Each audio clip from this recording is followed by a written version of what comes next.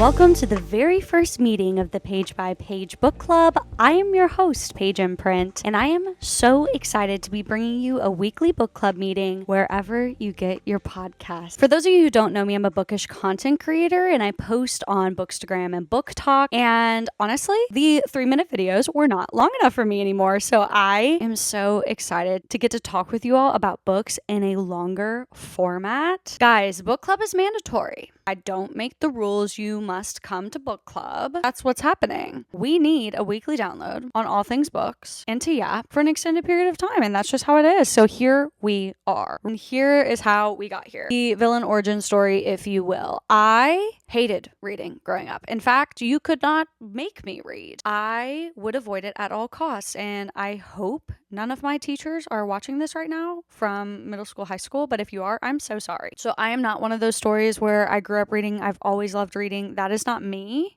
I am not her. What had happened was I was going on my honeymoon and I did not want to be scrolling on my phone the entire time I was on my honeymoon. And so I picked up 3 books that I found on Book Talk and brought them with me. I brought King of Wrath by Anna Huang, In a Jam by Kate Canterbury, and Powerless by Elsie Silver. I ended up reading In a Jam and King of Wrath while I was on my honeymoon. I absolutely fell in love with reading. So I read King of Wrath first, and I actually was so devastated that the story was over. I loved the experience of reading so much. I didn't even want to start In a Jam because I was like, nothing's going to compare to this. Oh, sweet, sweet Paige. Little did you know what was coming for you. So I get home and I immediately order The Right Move. Talk about starting out with a bang. I read The Right Move in a singular weekend. I wept when that story was over because I was so devastated it was over. Somebody check on her. That is how I knew I was locked in. After that, I got my Kindle. Yes, 3 books in, I got my Kindle and been at it ever since. I read 68 books that first year from July to December 2023, and then 2024 I read 205 books. Bless. And I started my online bookish presence. So that is kind of how we've ended up here today with our book club podcast. I am truly so excited. I cannot even begin to express to you. If we're going to talk about books every week, I might as well tell you a little bit about who I am as a reader, what I like. You can tell me what you like. Drop it in the comments. Shall we start with tropes? I'm sure, as you can tell from the books I brought on my honeymoon, I love a marriage of convenience moment. I do. There is something about the forced proximity and the stakes that come with a marriage of convenience that I feel like it can't be beat. I don't know. That was my first trope that I was drawn to, like, as something that I wanted to pick up. So that will always be near and dear to my heart. But the second thing that will always be near and dear to my heart is romantic suspense. I am a romantic suspense girl. I love that genre with my whole heart. It was my top read genre by far last year. I think I read 60 romantic suspense books. I love that the suspense takes the pressure off of the couple to have an extreme conflict, if that makes sense, because I love high angst. I love high pressure, but I also don't like a third act breakup. So romantic suspense kind of creates the right amount of action for it to still be super engaging while also not adding a ton of pressure to the couple. And then they go hand in hand. I am a small town romance girl. Give me a small town. Give me the rumor mill. Give me everybody and everybody's business. The families. I love everything about a small town. So you will likely find that most of the books I read are small town. There are exceptions to that rule, but there's something so cozy about it. Also, and this is where I'm going to need you to stay with me, okay? I like enemies to lovers. I really do. I think it's great. I think the conflict is fun. I think that the tension is always there. However, I am a friends to lovers girl. I absolutely, completely, and totally adore everything about friends to lovers. Childhood best friends to lovers, give it to me right now. If I see it, chances are it's going on my TBR. I'm not saying I don't like enemies to lovers. I am just saying if I had to choose, I would choose friends to lovers, and that's who I am as a person, and I'm gonna have to ask you to stay with me, even though that is my truth. Finally, the last trope that I really, really love is a morally gray man. Now, did my love for morally gray men start with Megamind? Yes. Yes, it did. And would I change anything about that? No. Is Megamind a cinematic masterpiece? Yes. If I keep talking about it, will I talk about it the whole podcast? Yes. So we're going to have to move on. But there's something about a morally gray man. Like, I think I would want absolutely nothing to do with it in real life, but I'll read it. I'll read it. In fact, I'm going to take it a step further. I would almost rather my husband never say a single thing that I read in a romance book, because there's no way. There's no way if it was actually said to me in real life, I would be into that. But if I read it, I'm in. So, morally gray men in books, yes. Morally gray men in real life, no. And I think we can all agree with that. And if not, take a moment, look within yourself, and start asking some questions, right? Okay, so now we know my favorite tropes. Let's talk about my go-to authors. I was going to do go-to series, but I have an episode coming on that anyway, so I'm going to do my go-to authors and my favorite series from them. My top read author of all time is Catherine Cowles. Per my last email, I am a romantic suspense fan. I will always be eating up romantic suspense. Nobody's doing it like Catherine, I fear. I have read her entire backlog. That puts her as my top read author. My favorite series from her is Lost and Found. That was the first series I read from her. It was my first romantic suspense series as a whole. It holds such a special place in my heart.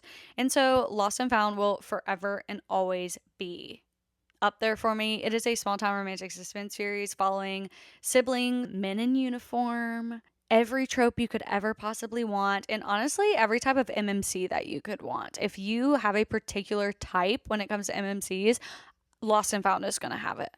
You want a single dad? Great. Grumpy guy? Perfect. Groveling? Sure. Funny guy? Yes. We have them all.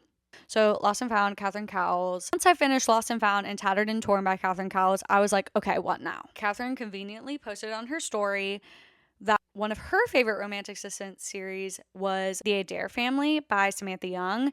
And so that took me to Scotland with the lovely, the incredible Samantha Young. Guys, Scottish romantic suspense series? I'm in. Guys with accents on the audiobooks? Yeah. It is about, yet again, a family in small town Scotland. And Lachlan, one of the brothers, owns a members only club for the film and television industry, and it is on this like luxury castle style estate. The setting is phenomenal. I cried when this world was over. So there's the Adair Family series and then the Highland series by Samantha Young. And the Highland series follows the Adair family's friends, and that series just came to an end at the end of 2024 in December, and yeah, I cried. You can find it. It's on social media. It seems as though I will post anything, but man, that world that Samantha created was incredible. My second most read author of all time is Devney Perry, super close to Catherine Cowles. I think it's like 25 and 26 or something like that, and Devney has a beautifully extensive backlog. And she writes such fun small town romances. However, my absolute favorite is, I'm looking at it right now, the Eden series. This is the perfect entry level romantic suspense series, in my opinion. It balances just enough romance with just enough suspense. It's not too crazy intense. And I'm actually currently rereading this for a book club with my best friend. We're doing one a month, and they're not only standing the test of time, but they are better than I remembered. And I remember them being phenomenal. So if you have not read the Edens, what are you doing? I'm going to round out the romantic suspense portion of this with speaking about Victoria Wilder. I love everything Victoria does. She writes the strongest, most incredible FMCs I have ever read. She has 2 series out. One is incomplete, one is complete. The Riggs Family series was my final read of my very first year as a reader, and it blew me away. 4 books, again, 4 siblings. And I think all of these that I'm talking about are about siblings. Why not? And their family owns, think like an REI, like outdoor supplies company. And they're all involved with the family business in some capacity. And there's elements of suspense. But Victoria writes extremely unique, extremely well done stories. And she immediately went from the Riggs Family series to the Bourbon Boy series. Hello, why all of a sudden do I want to move to Kentucky? Thanks a lot, Victoria. She has created the coolest little world centered around Fox Bourbon Distillery that these brothers work at, and the most incredible, strong FMCs I have ever read. The elements of suspense are phenomenal. I'm at a loss for words. I cannot begin to express to you how much you need to read the Bourbon Boy series. In fact, you can read it now and get caught up before the last book releases later on this year. Perfectly spicy, perfectly swoony. Last, but certainly not least, chatting about my favorite authors, I want to take a moment to talk about Sarah A. Bailey. Sarah was the Page and Print Author of the Year for 2024. She consistently writes 5-star reads, but Roman Empire Infinity Star series for me is Pacific Shores. This is based on a coastal California town, follows surfers. There's touches of suspense. It is angsty. It is swoony. Everett Ramos, the MMC in the second book, Wicked and Wildflower, is my favorite MMC literally of all time. Nobody compares. I feel like I talk about this series all the time online, but for good reason. I will never stop talking about it, actually. You cannot make me. Those are a few of my favorite authors. Now, my Roman Empire books. It is time to discuss these. A few of my Roman Empire books fall within those series, citing Hide and Peek by Victoria Wilder, Wicked and Wildflower, Sarah A. Bailey, Sable Peak, Devaney Perry, Echoes of You, Catherine Cowles, Northern Twilight, Samantha Young, but these are a few standalones that I will simply never stop discussing. The 7-Year Slip, Ashley Poston. I will not be ranting. This book changed the way I look at relationships. It covers two really, really interesting topics. The first is grief, and it does that extremely beautifully, extremely delicately, and extremely well. The topic that fascinates me most about this book and that changed everything for me is the idea of change blindness. And change blindness is where there are such minute changes over time that you do not see them because you're a part of it every day. So think about aging or like weight gain or weight loss. Because you see yourself every single day or because you see your partner every day, it is hard to notice changes because they're so small over time that by the time you get to an extreme change, you've kind of been eased into it. And so the same goes for a relationship. Over the course of time, your partner will inevitably change. They might change so minutely over time that you don't even notice, but 7 years later, they might be an entirely different person than you originally fell in love with. Oh, dude, it is so mind-boggling to think about. And so to me, the moral of that story is you need to find someone that you love the core of who they are, their heart, their mind, the unchangeable things about them, the fabric of who they are as a person, because they will change, they will evolve, they will grow. And if you do not love the very core of who they are, it's never going to work because they will change. And so that's what that book is about to me. I fear I will never, ever recover from that. Next, In a Jam, Kate Canterbury. I said that was one of the first books I read. I brought it on my honeymoon. It is, to this day, one of 3 books that I have reread ever. And it stood the test of time. It is still a Roman Empire for me. It is textbook perfection, slow burn romance. Grumpy single guardian. He has loved her forever so much, more than you could possibly comprehend until you get to the end of the book. Marriage of convenience. She was left at the altar. Everything about In a Jam is perfect to me. I will forever and always hold that book near and dear to my heart. I feel like not enough people have read it. Guys, book club, get with the program. Read In a Jam. Last but not least, Roman Empire book for me, Quicksilver. Look, I did listen to this one on audio. The audio performances were phenomenal. I loved that story. I really loved the characters. I loved the reading experience. I know not everyone had that same experience, and hey, that's okay. Fun fact about book club, we can have different opinions and still be friends, right? It is okay if you did not like a book I loved, or if I did not like a book that you loved. That is what makes the world go round. Truly, I want to surround myself with people who have differing opinions from me. If everyone in my circle has my exact same opinion, I don't want to be in that circle. I don't want everyone to be like me. I don't want everyone to think like me. I don't think I'm right and you're wrong. Books are meant to be consumed and enjoyed, and not everyone's going to like it. My favorite ice cream flavor is chocolate chip cookie dough, but it might not be your favorite ice cream flavor. I am not wrong. It is just my favorite. And so that is how we operate in book club. And this brings me to another point about me as a reader that I feel you should know. I read for entertainment purposes. I started reading to get off my screens. I actually pretty much entirely stopped watching TV when I started reading.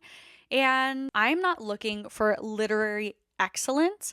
I am not deeply critiquing these books. Now, sometimes books impact me in a deep way where I do want to unpack them like that. However, books are my primary source of entertainment, and I treat them as such. When we watch a TV show, very, very rarely are we like, that was a 5-star TV show. Like, it's just like, oh, the TV show was good, I liked it, or it wasn't for me. And so, books are the same for me. I enjoy them. They make me happy. I try to seek out books that I love. I do not want to read things that I know I won't like, so I don't. If a book made me happy, if I loved everything about it, I'm going to rate it 5 stars or whatever stars. Actually, yet again, another thing we should talk about. I have a book rating rubric, and this is how I rate all my books. So when you hear me talking about my book ratings, this is what they are based on. I rate my books off of 7 or 8 different categories, and I go in and I give each category 1 through 5 stars and then average the star rating to get my book rating. So I rate how much I liked the story overall, the MMC, the FMC, the writing style, the conflict, the pacing and engagement. So how likely I was to like want to keep reading, or I couldn't put it down and I couldn't stop listening, that type of thing. Emotional impact and connection. So like, was it deep? Did I feel it? And then rereadability. That was a last minute add, and it is my willingness or likelihood to reread it. So it's like, would I be willing to reread this book? And all of that averages out to my book rating. I've only had a few 5-star reads this year. This has kind of helped me get a little bit more intentional about my rating instead of just willy-nilly throwing out book ratings based on vibes. I say all that to say, I am reading as a casual reader, as someone who loves romance, who loves love, who just wants to talk about books. This is not the book club for you if you want to get really, really critical about things. I will be critical and I will have takes on things, but I am not here to rip everything apart. I'm here to have fun and yap. Okay? Great. I did talk a lot about my like contemporary romance favorites, so I do want to take a moment for romantasy and fantasy. I am kind of a newbie when it comes to romantasy and fantasy. I have read the entire Massiverse. I've read the Empyrean series, so Fourth Wing, Iron Flame, Onyx Storm. I have also read the Everseas series, which I absolutely loved. I'm an auditory learner, so you'll find that most of my romantasy and fantasy reads will be done on audio. I absorb the world building better that way, and that is just my preferred medium to consume that. Hey, before we go further, audiobooks count as reading in this house. In this book club, audiobooks count as reading. And as I just mentioned a few minutes ago, you're welcome to disagree and you're welcome to count your reading differently, but that's how I count my reading, and that's what we do here at the Page by Page Book Club. Cool?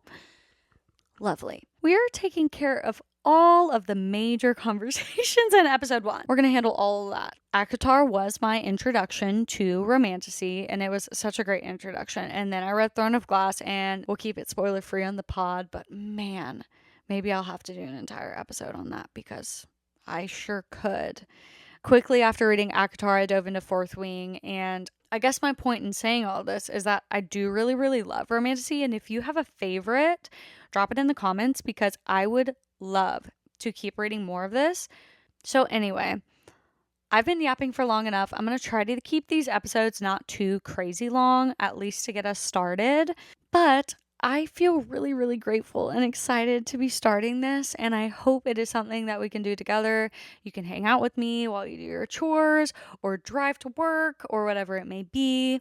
I would absolutely love to eventually have some of my favorite authors join me on here, some of my favorite bookish influencers to join me on here, maybe get Mr. Page in Print involved a little bit. So if there's anything you want to see from book club, please let me know in the comments. I would be more than happy to make this exactly what we want it to be. And I feel really, really grateful and excited to kind of step into a new space with you all. I will have the video format of these up on YouTube. So if that's something you are interested in, feel free to check that out. But I think that's going to wrap us up for the very first episode of the Page by Page Book Club. Don't we love a pun? Get it? Because, like, my name's Paige. Anyway, okay. Well, thank you as always for spending your time with me, and I will see you in the next one.